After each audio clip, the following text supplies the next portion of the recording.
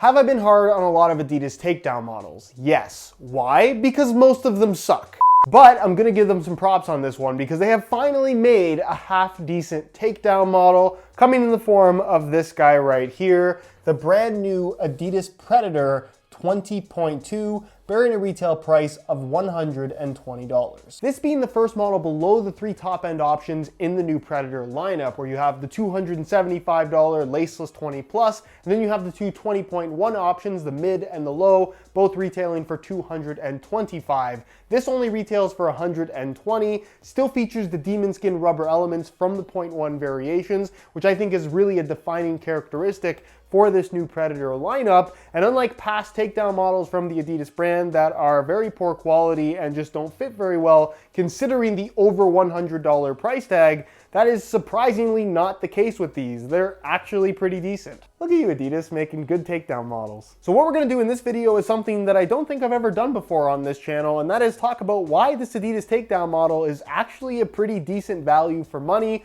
We'll go over the tech specs, we'll compare it to the top end model so you know exactly what the differences are, and of course take a look at the fit and feel on feet. So if you're interested in learning everything there is to know, please stick around, watch the entire review, and if you're interested in some of these for yourself, I'll leave a little pop-up on screen, or you can click the first link down below. That's gonna take you to the review page on my website, where you'll find buy now links with exclusive SR4U coupon codes to pick these up below their normal $120 retail price.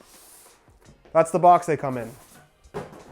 As for the boots themselves, the first thing you've probably noticed is that these are red and not black like the top end models. This is still part of the same mutator pack, but Adidas has recognized that people who are buying the cheaper models are probably going to be more keen to buy a red boot than they are a black boot. At least that is the logic that I've come up with here. They haven't said that officially, but I think that that just makes sense from a business perspective for them. And honestly, I think the colorway looks really good. The boots as a whole don't look like a cheap takedown model, which is not always the case from the Adidas brand. The second thing you'll have definitely noticed is that this is not a high cut or a mid cut, but a low cut version of the Predator. It's the only version that they're making in the 20.2 model. Obviously the exact same low cut that you have on the $225 Predator 20.1, a little bit of a different construction at the heel, actually kind of along the lines of what we used to see on the X16 and X17 with the S-curve heel. And honestly, the way that they've done this feels really premium and could be on a top-end model. It's kind of got this firmer mesh material on the outside and then a nice synthetic suede lining on the inside, actually pretty similar to what we have currently on the top end Copa 20.1. And as you can pretty clearly see, that material from the heel flows basically through the entire upper, this being a textile-based synthetic without really any extra padding. So even though this is technically a cheaper material than what you'll find on the Predator 20.1 models, it honestly doesn't feel that different. I will argue that the 20.1 does feel that little bit more premium, but it's not a significant difference, or at least not as significant as I was personally expecting. Got a TPU top layer covering the entire upper, as you'd find with pretty much any textile upper. And honestly, I think it looks quite good. But what's important here are these little black spikes that you have running through the forefoot, the toe box, and most of the medial side, or at least the area where you're going to be making contact with the ball a lot. That is, of course, their demon skin tech, which are basically these spiky kind of diamond-shaped rubber elements that are scattered across the entire foot, enhancing grip on the ball.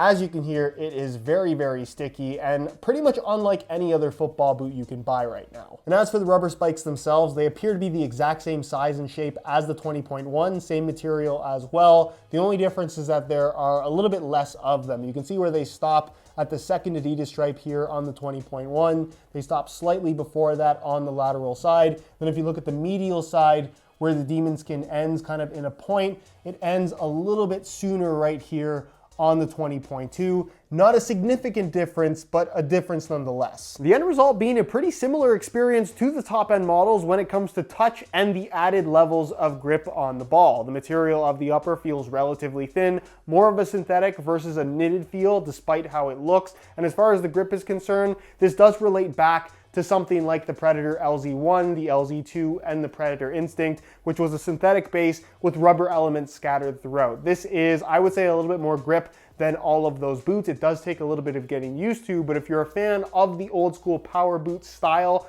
with the rubber elements and the added grip that they provide, both in regards to shooting as well as making contact with the ball, dribbling, touch, whatever it may be. I think you'll really enjoy the added grip that these have on offer. And really, it's a defining characteristic for this Predator model. There is, at this point in time, nothing else quite like it. Which brings us to the area across the top of the foot, which is going to be a huge difference from the 20.1 and 20 plus models that would typically have this area filled in with an elasticated prime knit material, which feels very nice, fits to your foot very closely. This, as you can see, is maybe a little bit more clumsy in terms of design. So you're gonna have the bottom half of the lacing system being a one-piece upper, where you can see they've fused this synthetic material over top so it can't open up, where the top part, the top 3 lacing positions, you can see have a detached tongue. This is actually a very similar construction to what we saw on the Nike Mercurial Vapor series when it transitioned into having a one-piece upper. So something like the Vapor 10 and Vapor 11 would be somewhat similar to this, although I don't think the synthetic they've used is quite as premium as that. This is not as stretchy as I would like it to be, maybe a little bit thicker than it needs to be, but once the boots are on, I have to say that it feels just fine. So no major complaints to me. I definitely think that this could have been a lot worse. I would have personally just liked to have seen some kind of mesh material filling in this central portion. I think it would have worked out and been a little bit cleaner, but as it is, I don't really have any problems with what they've done here. Which brings us to the rear, where you'll find an internal heel counter as opposed to an external one like the top end models have. That's because there is a completely different sole plate on this 20.2. Has a little bit of that S-curve heel that we used to see on the X line from the Adidas brand. Again, a really nice synthetic suede liner on the heel, plenty of extra padding as well. Honestly, I think the heel liner is probably best in class for boots in this particular price point. And the insole is fully removable, and honestly, on the cheaper side, as far as a $120 boot is concerned, it is partially glued in. You can see the glue right there, and it's just made from a flat single layer of this black foam with a very thin liner on top. Which brings us to the base of the boot, where I think you'll find the most significant downgrade from the top end models. This does not feature the split sole control frame. Instead, it's a solid piece of plastic with 2 different colors to give it the split sole effect. But the plastic itself is kind of typical of Adidas Takedown models. It's a little bit on the heavier side. It's a lot stiffer through the forefoot and midfoot. Kind of a little bit awkward if you ask me, but not quite as bad once you're actually wearing the boots and once they've been broken in a little bit. The stud pattern remains the same. It's the new FG layout for the Adidas Predator, which is just a little bit more aggressive than what we had before. Definitely gets the job done. Like I mentioned earlier, it does not feature an external heel counter like the top end model does. And like I said, it's just a cheaper interpretation of what you'll find on the more expensive versions. Could it have been better? Yes. Is it kind of expected from Adidas with their takedown models at this point? Definitely. Which brings us to the weight, where again, I think there's a noticeable difference between the 20.2 and the models above it. The lightest version of the top end Predator is the 20.1 low, which in a size 9.5 US weighs in at about 8.4 ounces. In a 9.5, the low cut Predator 20.2, as you can see, weighs in at 9.9 ounces, the equivalent of 280 grams, which is roughly about an ounce and a half more than this top end version right here, which is a noticeable amount of weight. And as far as modern football boots go, being nearly 10 ounces is not particularly lightweight. So as you can see, I've swapped out the stock red laces for some black reflective SR4U replacement laces, which contrast very nicely with all of the black details you have on this mainly red upper. Really cool way of changing up the style of your boots in a very inexpensive way. If you're interested in getting some for yourself, the website to go to is www.sr4ulaces.com. There'll be a little pop-up on screen as well as a link down below in the description. So if you're interested in some for yourself, be sure to go ahead and check that out. On feet, the 20.2 feels really good. There are a lot of similarities to the low-cut 20.1. The fit in the heel, I would say, is fairly similar. These maybe have a little bit more width to them, but unlike so many Adidas takedown models that suffer from this issue of having a really shallow fit in the heel for some reason, I'm happy to report that these ones fit pretty normal and actually just have a quality feel in general to them. So no issues there whatsoever. The upper, like I said, despite being different, does feel quite similar to the more expensive models. Really soft, nice and flexible. I don't love the way that they did the tongue. I think it could have been a little bit softer than the material that they used, but as a whole, once the boots are on, they feel really good and secure on your feet. I think the most noticeable difference in comparison to the higher end Predators is the overall shape. The base sole plate is obviously not the same split sole, which means that the shape is a little bit more generous in terms of width through the midfoot. They don't taper quite as much, which you might argue is more comfortable out of the box, at least for my foot type. Not to say that the top end versions are uncomfortable, but this is just a little bit more wide all the way through, so very easy to break in, and again, just comfortable out of the box, which is always nice to have. As far as width is concerned, I'd say they're gonna be wide enough for most people, not exceptionally wide by any means, but I don't think too many people are gonna have issues with them. And as far as sizing is concerned, I'm wearing these in my usual size 9.5 US, and the fit and the length is perfect. So if you're looking to order some for yourself, I would strongly recommend going true to size in order to achieve the best possible fit. So to answer the question, is the $225 Predator 20.1 low worth the extra $105 over the Predator 20.2? Well, if you want the best product, yeah.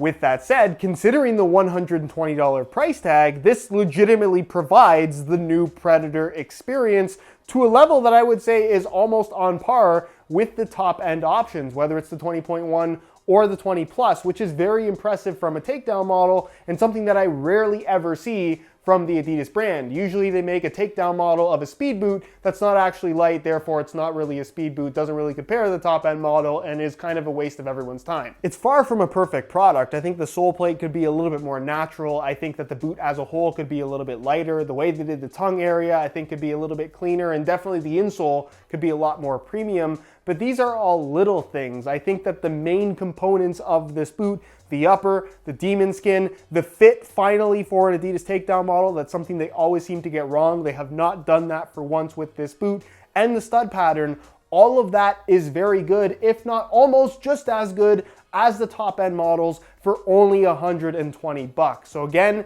if you really want to try the new Predator experience, if you really want that added grip on the ball from the demon skin striking element, if you have the money for the top end model, I would go for that one. But if you don't, I definitely think that you'll be satisfied settling for the 20.2. I can't believe I'm about to say this, but this is an Adidas takedown model that I can actually recommend. Anyways, guys, that's it for this one. Hopefully you enjoyed the video. If you did, be sure to support it with a like. Again, if you're interested in some of these for yourself, you can click the first link down below. That's going to take you to the review page on my website, where you'll find buy it now links with exclusive SR4U coupon codes to pick these up below their normal $120 retail price. If you have any questions, as always, leave them down below, and I'll do my best to get an answer out to you. If you aren't subscribed to the channel already, make sure you hit that subscribe button along with the little bell notification so you don't miss out on the next new video.